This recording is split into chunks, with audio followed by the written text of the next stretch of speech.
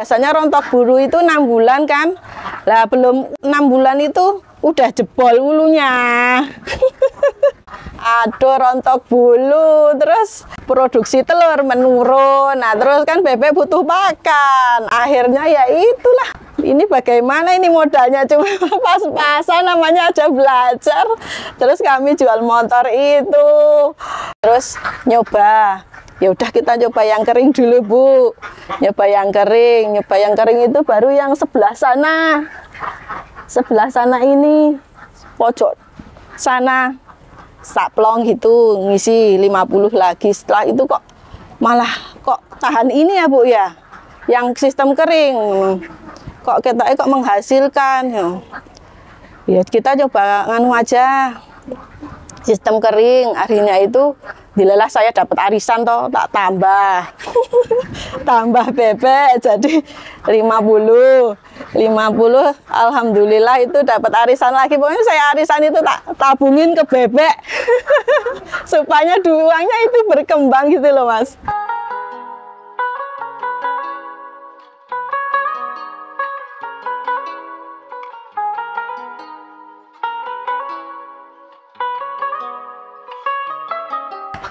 Perkenalkan, nama saya Citra Juwitasari, alamat saya Desa Karangrejo, Kecamatan Loano, Kabupaten Purworejo, Jawa Tengah.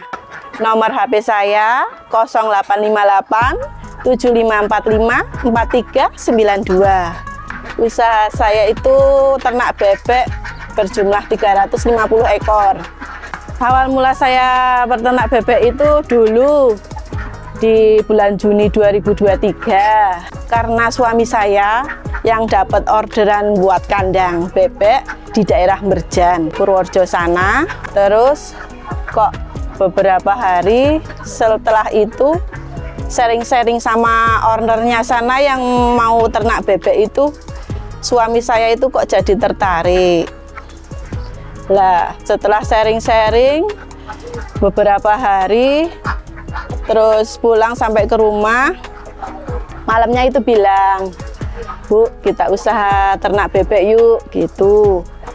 Saya bilang, enggak mau ah, nanti tempatnya kotor, bau, banyak lalat, ntar gimana, gitu.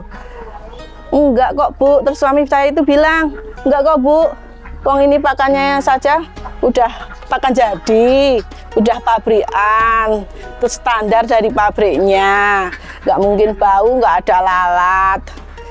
Terus ya besok lah, saya bilang ya besok lah, saya pikir-pikir dulu gitu. Lah setelah saya tak pikir-pikir itu, dulu kan tanah ini masih los gitu loh, masih banyak rumput-rumput liar yang tumbuh tinggi-tinggi itu. Setiap bulan atau setiap 2 minggu sekali harus bersihkan, karena kalau nggak dibersihkan itu biasanya kalau deket sawah kan banyak ular. Saya itu takut mau ke belakang. Nah terus setelah itu saya nyanggupi suami saya itu, ya udah nggak apa-apa Mas, kita anu aja, nyoba dulu 50 buat bebek itu, nyoba 50. Kalau ibu mau ya udah, Bapak yang buat kandangnya, Ibu yang isi bebeknya, gitu, sama sedia pakan stok sampai bebek itu bertelur. Ya udah kalau kayak gitu. Nah, akhirnya dibuatlah kandang itu. Dulu itu seadanya, belum kayak gini. Seadanya cuma buat apa itu kandang rumah-rumahan lah. Ukuran berapa, kecil, bebek 50, sama pinggirnya itu dibikin kasih grebek pring itulah. Dananya juga belum ada, kan masih nyoba, sama ada kolam sedikit di sana, kolam aliran apa itu namanya, irigasi ke sawah. Nyoba 50, ternyata kok kalau di semi itu kok kandangnya becek, nggak enak lah kalau mau ngurusinnya, saya juga males jadinya. Namanya saja itu baru pertama, belum pengalaman. Terus ya setelah itu ya kita nyoba, udah mulai bertelur, ya bagus telurnya itu. Kok lama-kelamaan kok apa namanya, kalau biasanya rontok bulu itu 6 bulan kan, lah belum 6 bulan itu udah jebol ulunya. Karena itu kan sering kepanasan, terus kehujanan, waktu itu masih musim penghujan toh, aduh rontok bulu, terus nah produksi telur menurun, nah terus kan bebek butuh pakan, akhirnya ya itulah, ini bagaimana ini modalnya cuma pas-pasan, namanya aja belajar. Terus kami jual motor itu, yuk motornya kejual buat makan, nutup makan bebek itu ibaratnya nganu. Terus nyoba, ya udah kita coba yang kering dulu Bu, nyoba yang kering itu baru yang sebelah sana ini pojok sana saplong gitu ngisi 50 lagi, setelah itu kok malah kok tahan ini ya Bu ya, yang sistem kering kok kita kok menghasilkan ya, kita coba nganu aja sistem kering. Akhirnya itu dilelah saya dapat arisan toh, tak tambah bebek jadi 50, alhamdulillah itu dapat arisan lagi. Pokoknya saya arisan itu tak tabungin ke bebek supaya uangnya itu berkembang gitu loh Mas. Ya alhamdulillah bisa jadi kayak ginilah sekarang, bisa berkembang bertambah. Latar belakang saya itu sebenarnya itu nggak punya background di dunia peternakan Pak, karena saya itu hanya ibu rumah tangga, yang apa gaweane yang ngurusi anak, yang macem-macem masak gitu kan. Lama kelamaan kan kalau sudah pekerjaan selesai mau ngapain saya juga bingung kan. Yuk akhirnya yo itulah saya tertarik itu. Kalau itu saya kurang tahu ya apa nasib atau gimana, atau kalau saya kan banyak yang itu ngambil dari pengasinnya langsung itu loh Pak. Jadi harganya saya udah patok 21 sampai 22 gitu. Kalau di pengepul kan kalau ada sisa tak kasihkan pengepul gitu. Sistem yang saya kelola ini bukan kemitraan Pak, murni kami sendiri menjalankan, saya sama suami saya. Tidak ada sistem kemitraan apa, tapi kalau untuk apa itu pengambilan telur biasanya kami ada pengumpulnya gitu. Kita kan telurnya banyak. Kalau pengasin ya kalau apa namanya rame ya beli terus. Kalau sepi kita nganu. Kita kan telurnya nganggur gimana, terus kita apa itu joinan sama pengepul telur, mengambil pakannya dari dia, terus pengepul itu ngambil telurnya ke saya gitu, barter lah, sama-sama gitulah. Sistem yang saya jalani itu kerja sama pengepul itu udah berjalan 1,5 tahun ya. Kalau dulu kan saya kalau belum sama pengepul itu saya sempat ngasin sendiri itu loh, ngasin sendiri, terus masarke telur asin sendiri. Lama kelamaan kok capek juga, terus saya berhenti, terus itu sama kerja sama pengepul telur. Suka dukanya membuat telur asin itu capeknya ya itu kadang kan namanya jualan ya, kadang sepi, kadang rame, nggak mesti itu. Yang pertama, yang kedua kok waktunya itu berjalan seiringnya waktu, anak saya kan tambah besar, perlu pengawasan gitu loh, nggak perhatian, jadi ya udahlah saya ngalah aja kalau jual telurnya itu mentah aja. Saya itu kan nggak kerjaannya banyak sambil ngawasi anak, pusing. Iya, saya produksi telur itu 250 butiran saya buat perharinya. Terus online itu terus kemudian saya capek. Yuk anak saya itu kan sering rewel, yuk dilelah ya namanya bocah, sering panas, sering gitu, ya saya berhentilah. Ternak bebek itu menurut saya ya termasuk gampang-gampang angel. Gampangnya ya dibilang gampang sih, wong cuman ya ngurusin apa bebek itu, makani, membersihkan apa ini air, nggak sampai 1,5 jam. Gampangnya itu. Kalau susahnya itu ya kalau apa cuacanya itu loh. Kalau musim penghujan itu kadang kan bebek sering apa kena penyakit, kademen, itu juga telurnya bisa menurun. Kehujanan lembab itu bisa turun juga, gitulah. Penyakit yang sering muncul itu kalau dulu di sistem semi itu mata biru. Karena kan tempatnya belum kering seperti ini, masih becek. Kalau telurnya besar itu loh, telurnya besar, sering apa itu namanya ya, dobolen. Pantat bebeknya itu keluar karena kebesaran telur itu. Terus jadinya ya cuman buat gizi keluarga disembelih. Jadi populasinya ya berkurang gitu kalau telurnya kebesaran. Keuntungannya dari sistem kering itu ya mudah yang bersihkan. Terus apa itu tempatnya itu enggak suker gitu loh. Bersih gitu aja lah. Untuk kebersihan kandangnya itu, kalau membersihkan kandang apa bebeknya dari itu merang-merangnya itu, kalau bebeknya biasanya sudah brodol, Pak. Kalau menurut orang zaman dulu, kalau telurnya masih produksi, kalau bisa kandangnya jangan diudal-udal. Soalnya ndak mampet telurnya gitu kata orang dulu.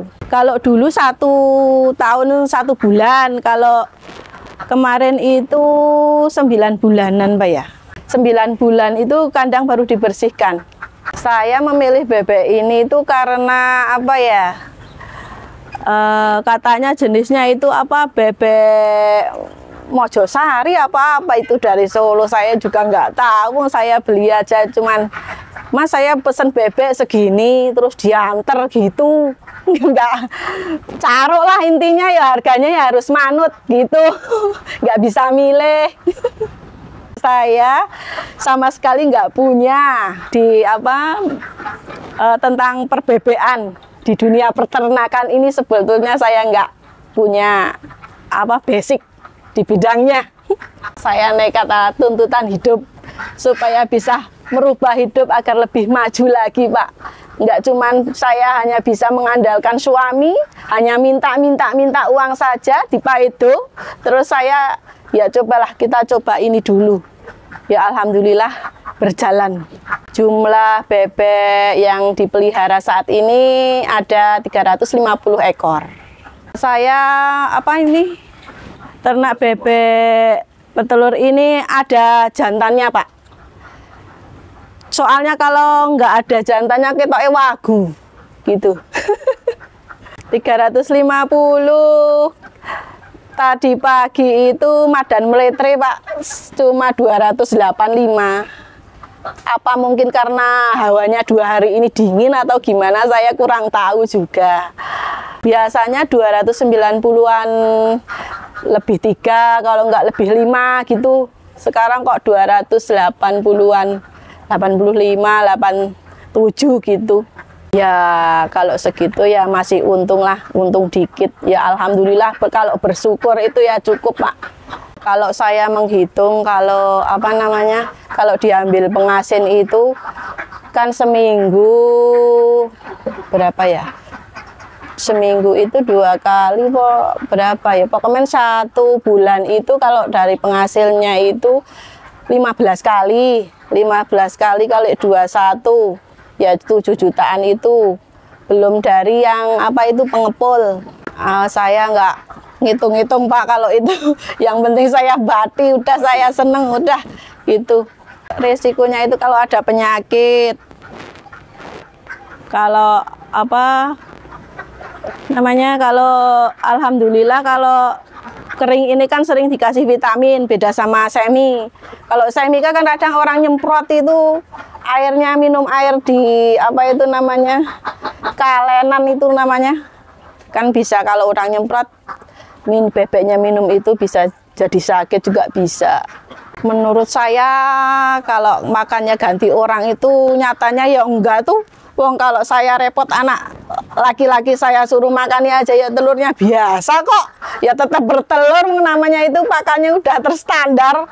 Udah dari pabrik gizinya segitu, pokoknya takarannya segini gitu aja ya. Alhamdulillah ya bebeknya ya bertelur sama, paling naik turunnya paling ya cuma 5, 3, 7 itu kan lumrah gitu aja.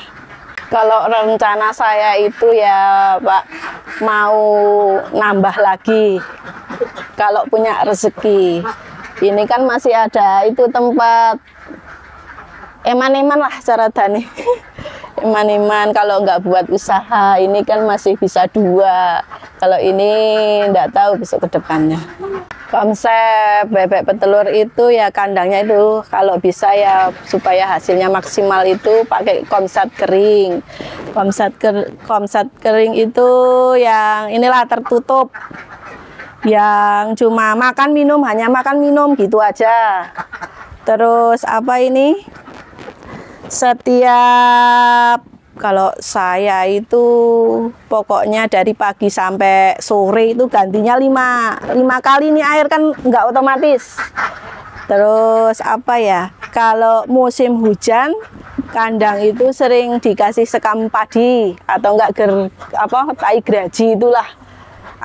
Terus apa, pemberian pakan itu jamnya itu harus rutin. Harus rutin 2 kali, pagi dan sore. Sistem air minumnya ini ya pokoknya sering diganti. Kalau saya kan nggak otomatis ganti air 5 kali seperti pagi sampai sore. Terus bawahnya ini biar nggak bau dibersihkan, biar nggak bau, biar nggak cara deneke menjaga kesehatan gitu, biar bersih kan kita lihat enak, bebeknya juga nyaman gitu. Insya Allah telurnya itu ya maksimal lah. Tempat minumnya itu mungkin minumnya itu harus di luar karena di dalam ntar becek.